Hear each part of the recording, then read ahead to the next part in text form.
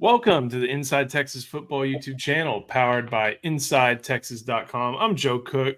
Got Eric Natlin, got James Hayden, got Justin Wells. It's another edition of Wednesday Night Live. Thank you for tapping in. Make sure you like the video, subscribe to the channel, and of course, always head to InsideTexas.com. I think you can get 50% off your annual subscription if you head there now. No better time to do it. You got signing day coming up. Second signing day still on the horizon. A lot of great stuff going on. Justin, it's a little bit different. We're talking about a team coming off a loss, and I got to admit, you were the first, I think. I think you beat Paul by a nose on the Diego Pavia train. No, yeah, Paul was first. Paul was the conductor. Paul was the conductor on that train. I'm just the loud horn. I'm just the loud noise that comes after it. Paul was first on that one. I'm going to give him all the credit in the world. That dude's been talking about him since last year when they went into Auburn with New Mexico State and beat Auburn. And so, yeah, you got to give Paul props on that one. But I am a member of the fan club. I have all the documentation. I've filled out. I've gone through all the regulations. I am a new member of that fan club. And I'm actually eager to see how Texas is going to handle this dude on Saturday because he is a bowling ball of knives. So my idea, I was kind of trying to think of comparisons. I know that's our big deal, Eric. And he kind of reminds me if Jalen Daniels was healthy last year, the way they use him, the way Vanderbilt runs, tries to ball control, maybe he's a little bit more, robust, more physical in how he plays. But do you see some stylistic, similarities in that, or is he unique to? Not as a passer. I mean, he's like a smaller Sam Ehlinger to me. Sam could have been built like a linebacker if he wanted to be. Pavia's built like a safety. I mean, he's a perfect fit for that offense. That's why he traveled with the other Tim Beck from New Mexico to Vanderbilt. He's a perfect fit. Everything about sports or football is getting the right fit for your scheme. Once you have that, the scheme's going to come to life. Then it's about whether or not you call the right plays and get some surrounding help around them. I don't know that there's a quarterback that's a better fit for the team's identity than Pavia is right now. Good call. James, I think you're researching how kind of flipping this over onto the Texas side of things. Quinn Ewers is going to be the guy at quarterback, and you've researched how Quinn has handled coming back from losses. Everybody kind of remembers 49-0, but how has he come back in other instances, kind of looking at the Texas side of things at this point? Yeah, I mean, what we saw last year, he came off hot after Red River. He had a couple bad mistakes in that game. People said that he was forcing, playing a little bit anxious. A lot of people were saying last year. And I think that was some of the similar comments this year. I'll be putting an article up on the site probably tomorrow morning. It'll get up about looking at Quinn statistically. There hasn't been as much games after losses recently, after last season going 12-1 for the playoff. But, 2022, he had a lot of games where he had to bounce back, so I'll definitely dive into the numbers and put some stats up. But typically he is pretty good off a loss, and I think Vanderbilt will be a solid opportunity for him to come back. Pass pro will be a lot better because they're not great at rushing the passer. But I expect it to be close, even though it's 18.5, because every single game with Vandy gets down to the wire. But I would expect a bounce-back game from Quinn, and his stats historically have shown that to be the case. I looked at it used to be college. I think it's College Football Insiders. Our buddy Parker at Stats of War, what he puts together. Vegas sees 18.5. His projected score was like 27-21. Yeah, and that's even with it was very, very close on that front. But Eric, you were able to listen to Clark Lee, the Vanderbilt head coach, the other day. He kind of talked about how he needs to prepare for both. And you wrote today on Inside Texas about the various stylistic differences that both Quinn and Arch have. What are some of the things that were, highlighted in that article? And especially when you think about it being Steve Sarkisian's offense, but him having to cater to different skills at the quarterback position. Yeah, Lee downplayed the differences between Arch and Quinn. And Kirby Smart did the same thing the week before when he was asked about the two. Obviously it's the same scheme. Sark recruits to that scheme for a reason. So they're going to run the same offense, but there's a wide difference in scale of play calls that you're going to see likely depending on who the quarterback is. So Clark Lee's going to play Arch Manning, that's significantly different than he will Quinn Ewers if Arch ended up in the game for whatever reason.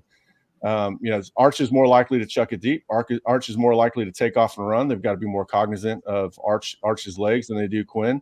Arch is not quite as comfortable throwing in the mid-range as Quinn is. I do think we'll see the 3 deep safeties that we saw versus Oklahoma. That's much more likely to be the case against Quinn than I think it is Arch, because Arch, you just call a couple runs and you can run people out of that look. They're vastly different. They're not subtle differences between the two. I think they're vastly different. Now they both work within the playbook because the playbook could cater to just about anybody. We saw Sark go after Jalen Milroe out of high school. Jalen was really pretty much a run it or throw it deep sort of quarterback. He still kind of is in some ways. So there's a lot of different ways you can play within that playbook, but I would say that the differences between Quinn and Arch are not subtle at all.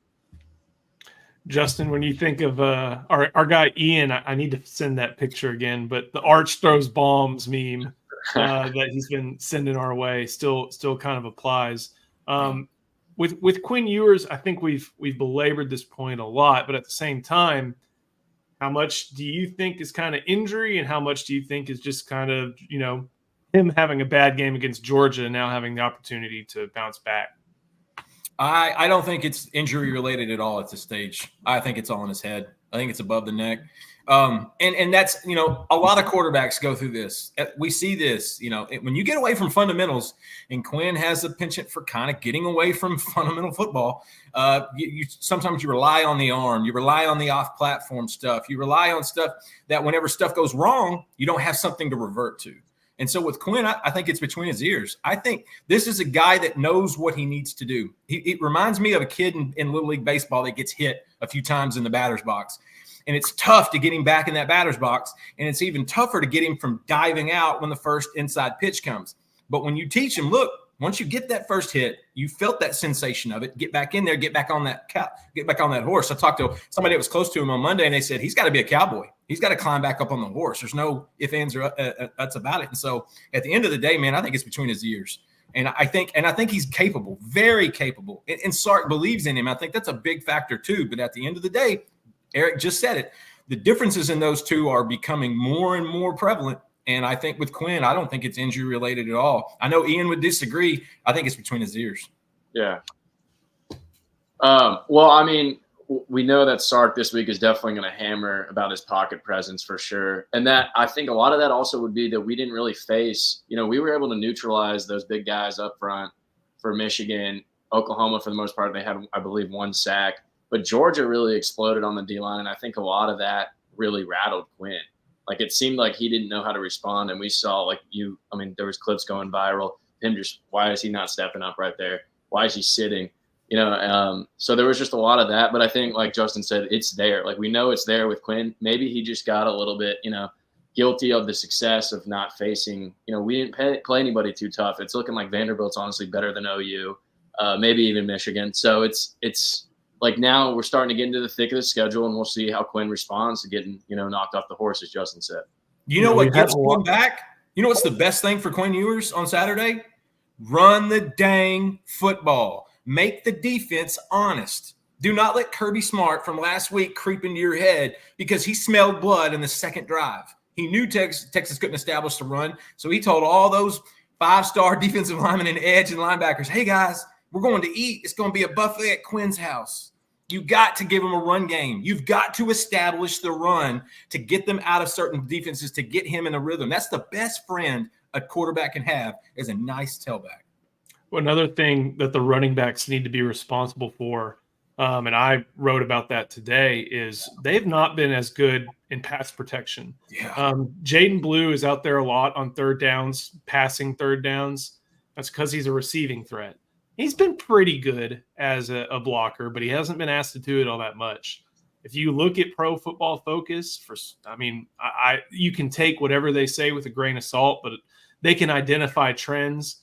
And having grades in like the 20s, and if you're Jarrett Gibson he's only had 2 reps, that speaks a lot of volumes too, but he's given up a pressure on one of those reps. Like, they don't really have a reliable pass blocker at running back like they did last year in the form of Jonathan Brooks. in the form of CJ Baxter even after that. I think Baxter gave up literally one pressure after Brooks's injury. It was in the Iowa State game, and then he was nails the rest of the way. So the running backs have not been producing as well, not just in the run game, but in the pass protection game. You remember Rashawn Johnson hitting a couple guys coming through? Defenses tend to look at that.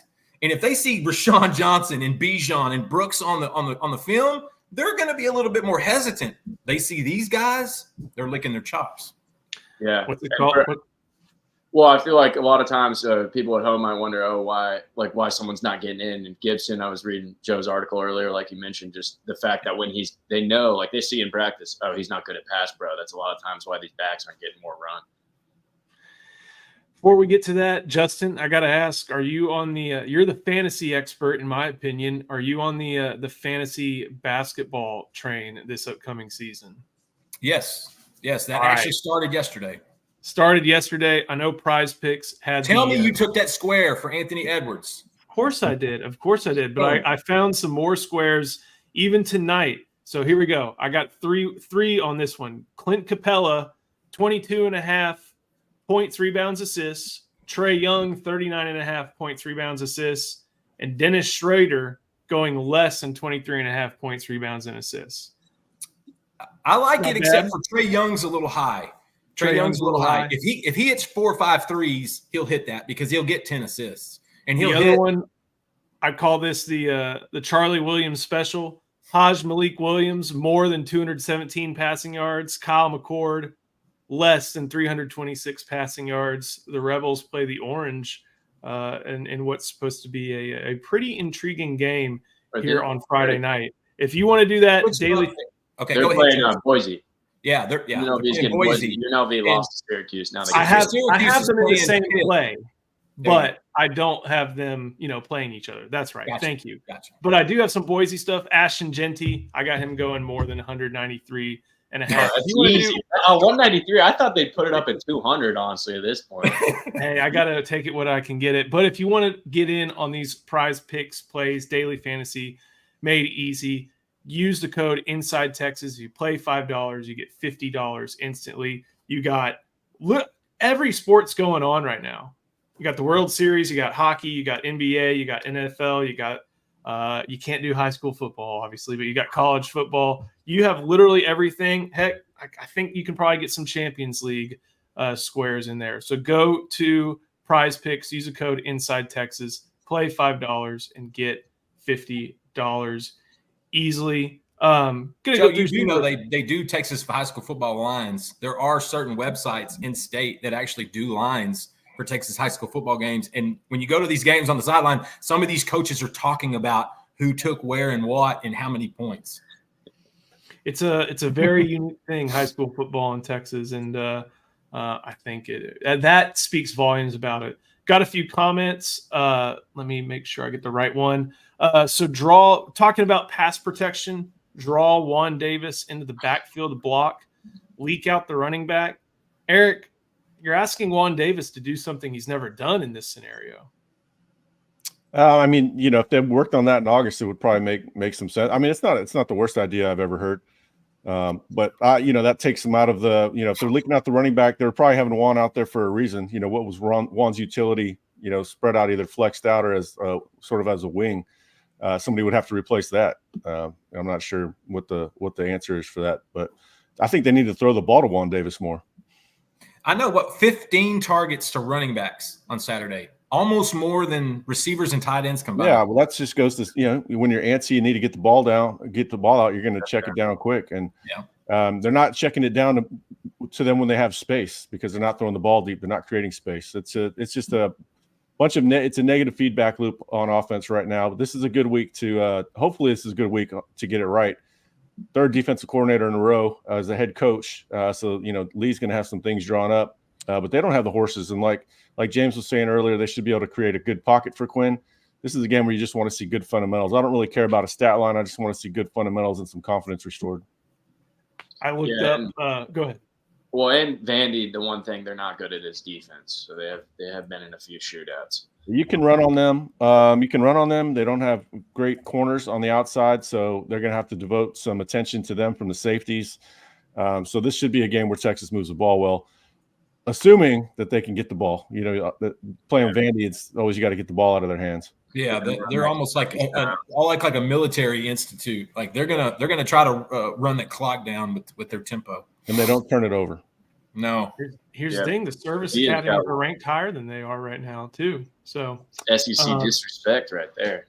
What about this one from Chris Bennett? Is the Baxter injury hurting Texas more than we thought? I feel like we all admitted in real time it was a big loss. That was one of the first things mentioned about Baxter was pass protection when he got hurt. So I think we're seeing the effects of what we thought in August more so than we saw him in September.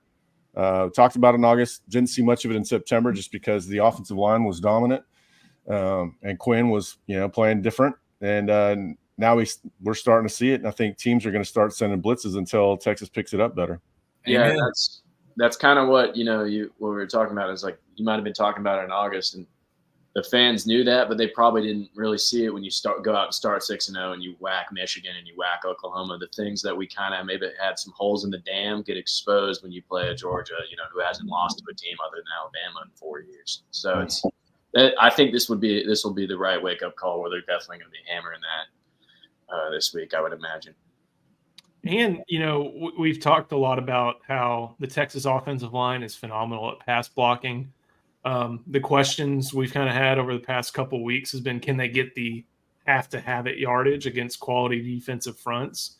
They did it against Oklahoma with success. They weren't able to do it as well. Didn't have opportunities to do it really against Georgia after the game shifted the way it did. But, hey, man, 6'1", 220 is a lot different running at you than 5'10", 195, no matter what's going on and how much effort there is. So, I feel like we called the Baxter injury hurting Texas in real time, and now it's just we're kind of seeing it as a result of not really having that thumper who's ready to go. Jarrett Gibson did good early, but there are some holes in his game, pass protection, like we explained, that make him tough to bring in all the time.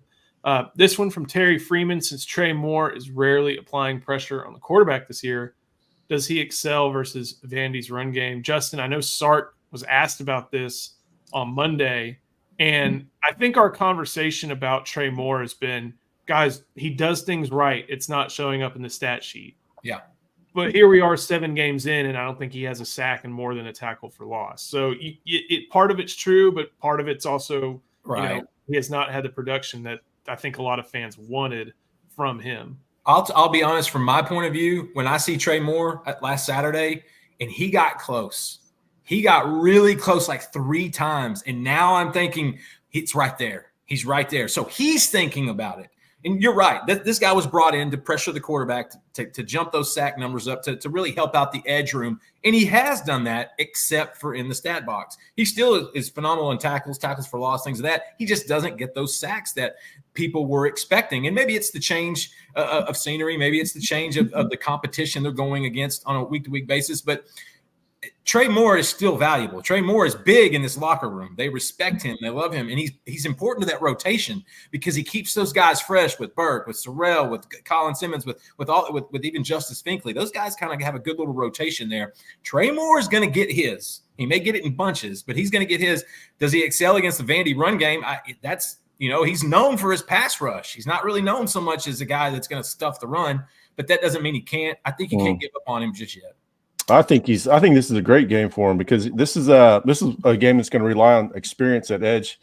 Now, I underplayed Colin Simmons a little bit going into OU, and he played probably his most fundamental game so far. So if I do it again, maybe he'll reciprocate and have another good performance. But this is a very important game for the edges. Barron Sorrell is going to be one of my 5 key players that I'm going to write either tonight or in the morning, just because you need intelligence and disciplined play at edge this week, and I think Trey Moore can offer that. Colin Simmons might just make plays no matter what. He might even when he does it wrong, he does it right. But I think Trey Moore is a big week for him, and he played a part in that first interception last week. He got in the backfield, got Beck off platform, and Beck threw a bad ball. So Trey Moore, good player, not having the impact that we had hoped. But one thing we noted in the offseason was that his production came in fits and starts. It was he'd go for 0 for and then 3.5, 0 for another 3.5. We haven't seen that big breakout game yet. Maybe the step up in competition is to blame for that, but he's still been a good solid addition for Texas. Guys, the real quick, got to bring this up. The injury. Oh, we gotta before we get to the injury report, we gotta get to Huff Tex. Need to fix the offense, and I trust Sark will. Our defense is yet to allow 300 yards of total offense. Everything we want is still there for us. James, the defense under Kwiatkowski under these past couple of years has been able to answer the call, obviously. Yeah, I mean, how amazing is that the amount of turnovers UT had in their own territory, and then they would just hold them to three. I mean, they were throwing everything they had at them, and they gave the offense every opportunity they could to keep them in the game. Unfortunately, it's just you get the ball at the 13, you're going to score a touchdown, right? But Georgia really only had one drive this game. This Texas over 35 yards.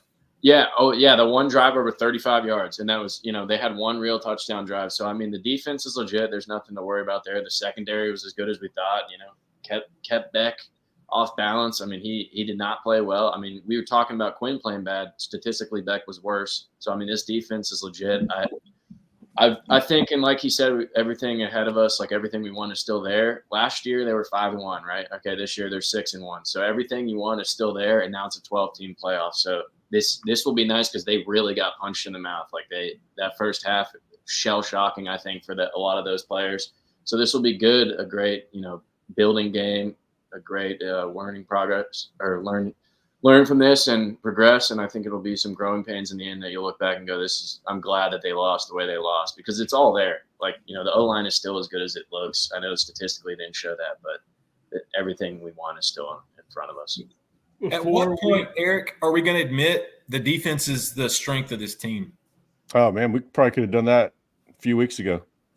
Yeah, I think, without a doubt. The only question was that they hadn't been tested by a good quarterback, and the joke on Sunday was they still haven't been tested by a good quarterback. But I didn't know that stat. They hadn't given up 300 yards in any single game, which I'm not surprised by that. I just didn't know it. Only 239 a game on average, which is sensational. Yeah, 133 passing yards a game. You can feel good about them going into this one, except it's just going to be, there's a lot of boxing analogies lately. They're fighting southpaw, and southpaws can throw you off your game. So we'll see how they do this week. Obviously I'm optimistic, but we know that Texas has a defense that is capable of being on the national championship team. Now it's got to get the offense back on track. And I wouldn't say the offense has been off track other than last week. The offense was not off track going in against OU. Quinn was off track against OU. The offense was running the ball. Wide receivers were open. That was more Quinn having a bad game. This past one was, Quinn didn't have a good game, but, you say, Smart got the better of Sark. The Georgia blitz got the better of Texas's blitz pickup. I thought the offensive line probably took a little bit more shrapnel than it should have. Not all those sacks were on them, but the offense has only had one off track game so far, and that was this last one. So we don't really have a complete trend line on the offense just yet. But this is a big week. This is a huge week for Quinn and a big week for the offense. James said it. Dude, look at the box score. If you before the game would have said this is going to be Quinn Ewers' day and this is going to be Carson Beck's day, that's a double-digit win for Texas. 9 times out of 10 easy. It wasn't even close. And then you watch the actual game, and it's not really that close. It was all the other side. That's how that stat box can be misleading. Yeah. I mean, the strip sacks, stuff like that. Yeah, like those were just bad luck stats. Like you thought, if you, like Justin said, like you look at it, you'd think, oh yeah, it's a UT win on this, or maybe it was like a close, really low scoring game. Yeah. And yeah, just literally stuff like a corner blitz. That's what a lot of people don't realize. If you didn't catch that game, you see the score and you go, oh, Texas got shown up, right? And then you go look at it and it's like 3 or 4 plays that really changed it. So before we keep going, got to show some love to our sponsor. That is Laura Baker. And then we'll come back. We got the SEC injury report. Hi, I want to tell you about Laura Baker. If you're looking for a new home in the 512 or even at this point, let's face it, 737 area code, there's only one number to call. That's Laura Baker at 512-784-0505. As a member of the elite Andy Allen team with Keller Williams, Laura has helped Longhorns find the home of their dreams in Central Texas. Just ask our resident sex symbol, Ian Boyd, who moved all the way from Michigan to Texas with Laura's help. Laura can help you find what you're looking for in the 512, the 737, or even parts of the 254 and the 210. Just, give her a call at 512-784-0505. Her email is in the description as well as the rest of her contact details. She's a friend. Give her a call. All right. With that, let's see if we can see it. Velton Gardner, Christian Clark, CJ Baxter, Derek Williams, all out. Andrew Makuba listed as doubtful instead of questionable, as Sarkisian described him. Kind of figured that would be the case. Isaiah Bond, questionable. Guess we're going to play that game again. And then Quintravian Wisner listed as probable. Eric, anything major here or kind of status quo? What you thought you'd see? Yeah, they downgraded Makuba. We said that he's pretty much out this game. We said that what's today? Wednesday? Monday. I guess we said that yesterday. Or yesterday. Yeah, I think we said it yesterday. So, yeah, we don't expect him out, but we do expect him back after the bye week for Florida. So that's good. But nothing really stands out, man. Injuries from injuries. Still win some football. I don't, injuries. Probable is. Yeah, I don't really care about injuries. I'm not betting on the game. They need to go out and play well. Hey, Prize Picks is a sponsor. Yeah. I am playing Prize Picks. I got Square. You're making squares. He's making squares in the game. Yeah. The one guy who's not on here, and I think maybe I'll ask. Gooseby. That's true. Trevor Gooseby was out on. Remember, we reported last week it was only going to be temporary, and he was back at practice on Monday. Yeah, it's just precautionary. The one guy who's not on here, but I still think we need, and I'm going to ask Sark about this tomorrow, is Michael Kern, because we saw a step down. Ian Ratliff had a good game against Oklahoma, did not have as good of a game against Georgia. And Michael Kern isn't on here because they play him. He holds. They consider him healthy enough to be out there to hold for Bird Auburn. But at the same time, that was a area where, we've kind of talked about how Jeff Banks has turned that part of the ball into a strength for Texas.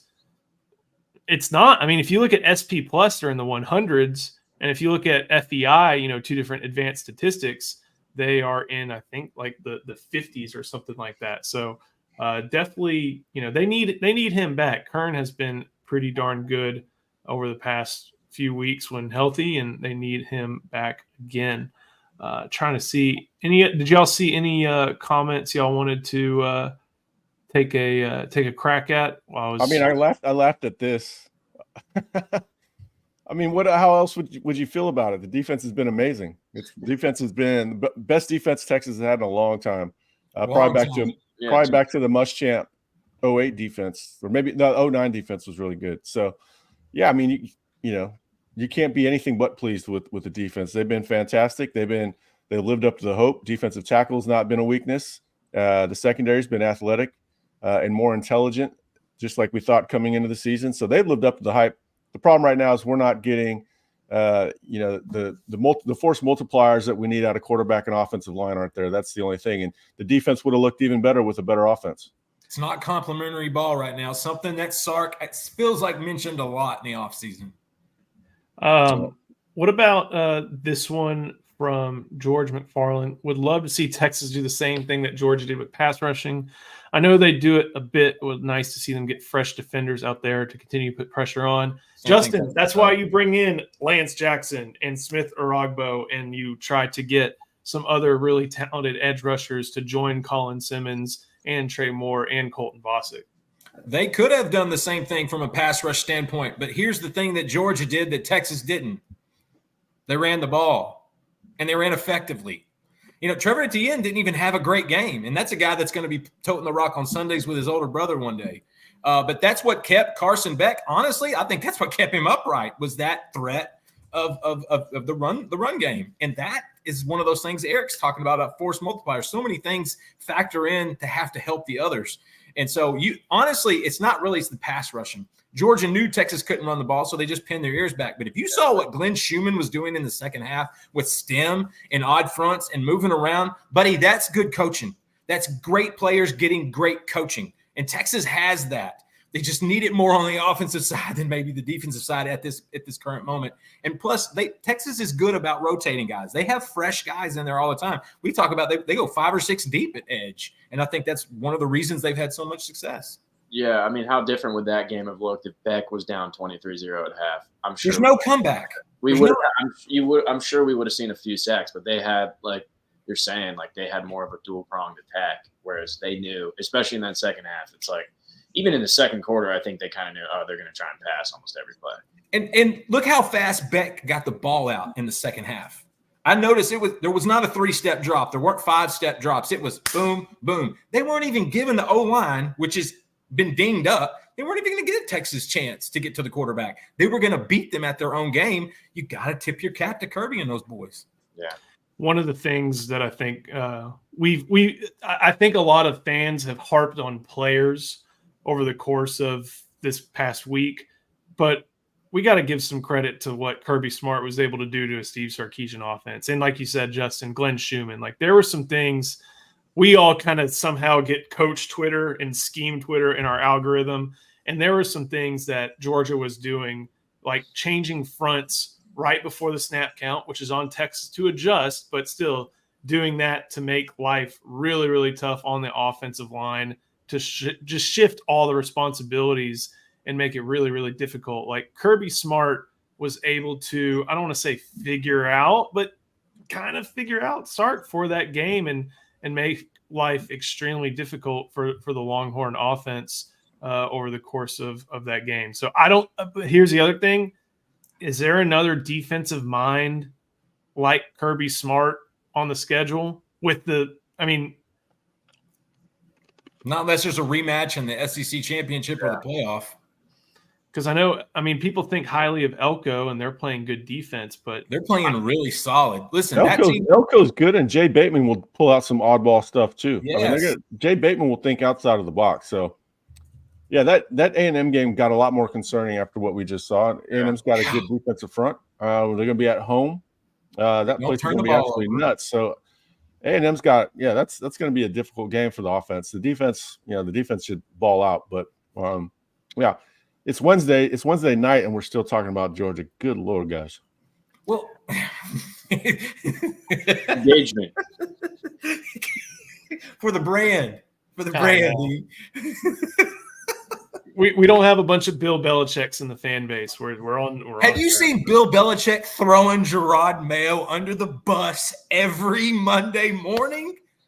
And that's the guy Jerry Jones and the Cowboys are going to hire? I am out. No, I'm not doing it. I do want to end on this, and it's something that Charlie wrote over on Inside Texas Day, and it's free to read. Y'all should go check it out. Come to Inside Texas, of course. But it was, you see pictures of guys in their class all the time. This was the, big recruiting weekend, obviously, for home games, considering they'll host guys for Florida, they'll host guys for Kentucky, but they're not going to host as many as they did for this Georgia game. They got a lot of members of that 2025 class, whether it be, guys like KJ Lacey, who have been in since the start, or guys like Dalen McCutcheon, who just jumped in. They had a lot of them on campus, started taking pictures, started getting to know each other. And that speaks to, even within this wild era of recruiting, portal, whatever, all the different stuff, Justin, consensus building and building that camaraderie within a class still goes a long way towards keeping guys committed and keeping that class together, even as they progress through their college years. Preach it. That's what Eric and I have been writing for a decade. I remember Jeff Traylor told us one time, the best way to keep a class together is have them connect, text, call, reach out every other day. Put them in a big group chat. Have them get to know each other, because the more they interact, the more they're going to feel family-oriented and more they're going to feel not obligated to stay with it, but they'll feel like they're accepted. They'll feel like this is their next chapter. So they have to connect like that. That was the first thing that we deal with that all the time. Texas loses. It was the worst thing in the world for recruiting. except it wasn't. Fans. It was the worst thing in the world for Saturday night for the fans. Trust me. Besides the offensive guys, it was the fans. For those recruits, you know what they see? They see opportunity.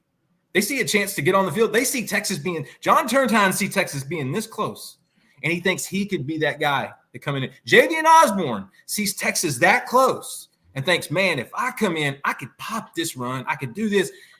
To me, sometimes you never want a loss, obviously, ever. But in this circumstance, it didn't hurt Texas. If anything, it might have helped them a little bit. That same group of guys that were on the field Saturday were in the stands 2 years ago for the Alabama loss. That was a loss. It was a great game. Texas actually should have won it. It was a great game, but it was a loss. But we saw the fruit come from that. The same exact thing is going to happen here. I don't think it's going to be within 2025. I think it gave 2026 a nice jolt. Then you got Dia Bell jumping up to number 6 overall in the new On3 recruiting rankings.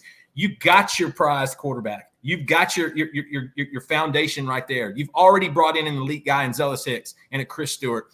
You're going to see the 2026 thing get a lot more. I think we're going to see a big junior day. I think January and February are going to be a lot of fun. Another reason you're going to have to come hang out with us at InsideTexas.com.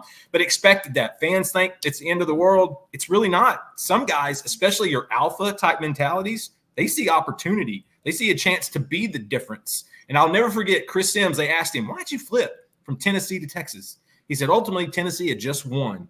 And Texas was close, and he wanted to go to a school where he could be that guy that got him over. He could be the guy that got him to that point. Obviously, he didn't, but that's the mentality for a lot of these elite kids, and I think that's why a lot of those 25s and 26s and 27s, Xavier Crowell, we wrote about him earlier today. He loved what he saw. He's got Georgia. He's got Alabama in his backyard. He's got a ton coming at him. He loved what he saw. That's what you want from recruits. Yeah, and I mean, when fans a lot of times freak out, we're like, oh, we had all these recruits at this visit. But like Justin was saying, they're going to look at that and think I could be that guy. Like we even saw an example of Dylan Raiola going to Nebraska, right? Because he thought, I could take them to the next set. Yeah, next level. And also just the fact that they probably love that atmosphere. And it's not like they got beat down, a la TCU. Like it was, they probably saw like, a couple plays here and there. I could have done that. I could have done this. So I think overall that was a huge win. The flyover, game day, all that stuff. Those kids love that. It's a lot of fans look at the results. They look at the final score. The players see, the success and failures of the process and where they might be able to fit in there. The results they're important. They want to go to a winning team, but they want to go to the right team that they feel is going to be the best place for them to put those wins together. Not everybody wants to jump in a bandwagon. Some guys want to be the bandwagon. Yeah, I mean, look at how Florida has recruited. How's Florida recruited top 10 in the last 3-4 years, right? And ask all these three guys. There's been a lot of questions of recruits over the years of like, what would it feel like to bring Texas back to the precipice? Yeah. We asked about 4 straight classes. What would it feel like to bring Texas back? And now we're kind of able to ask guys like, all right, what's it like, having this type of Texas program interested in you? Guys, I think that'll about do it for tonight. Thank you for watching. Make sure you like this video, subscribe to the channel. Of course, if you are listening on podcasts as well, go ahead and subscribe. Give us a review if possible. Make sure you also head to InsideTexas.com. Sign up. You can get 50% off of annual memberships. We got a stretch run to go through. We got, 5 more games, 6 more games, 7 more games, 8 Every more one games? of them's going to be hell. Oh, man. I can't wait. It's going to be a lot of fun. Right there, too. There's 2 opponents right there, Florida, Kentucky. I know. The 2 more Is that a Tim Tebow doll? Yep, Tim Tebow. We got Ricky Williams right here. Those 2 go together. Over here. Can you imagine the blunt those 2 would share? Oh, man. With that, thank you for watching. We'll see you next time on the Inside Texas Football YouTube channel powered by InsideTexas.com.